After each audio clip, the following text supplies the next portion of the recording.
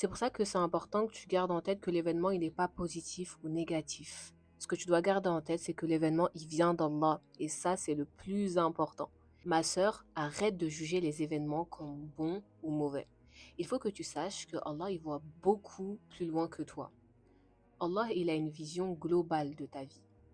Toi, tu as une vision en mode 3D. Comme dans un jeu vidéo, ta vision, tu vois tes mains, tu peux tourner à droite, tu as ta vision périphérique, etc.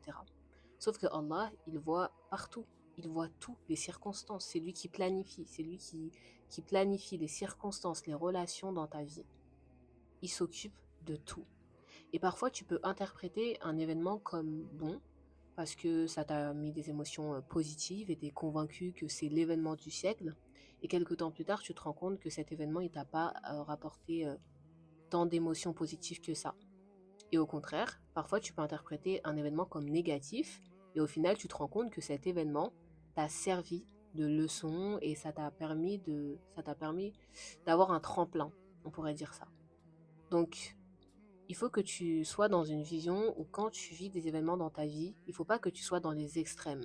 Il faut que tu acceptes, tu te dises, bah, ça se passe comme si, j'accepte, qu'est-ce que je peux faire pour progresser, qu'est-ce que je peux faire pour en retirer une leçon. Et toujours garder en conscience le fait qu'Allah est là, que c'est Allah qui a planifié ces événements et que venant d'Allah, sa miséricorde est tellement grande qu'il va rien faire par hasard. Il y aura une leçon, il y aura une manifestation d'amour, il y aura toujours le reflet, il y aura toujours la retranscription des 99 noms d'Allah. La grandeur d'Allah est tellement grande qu'à travers, est tellement massive, pardon, qu'à travers les événements, les relations, les circonstances qu'il va te mettre, entre guillemets, il te fait des clins d'œil. Pourquoi je vous dis ça? Parce que ça peut arriver où, après une prière, tu peux discuter avec lui, voilà, je sais pas, tu l'expliques. Je sais pas, j'ai une question à me poser, je sais pas si cette filière elle est intéressante pour moi, est-ce que tu pourrais me guider? Et ça peut arriver que dans la journée, tu croises une amie à toi qui connaît une autre amie qui est exactement dans la même filière que toi et qui te rassure et qui te dit c'est exactement la filière pour toi.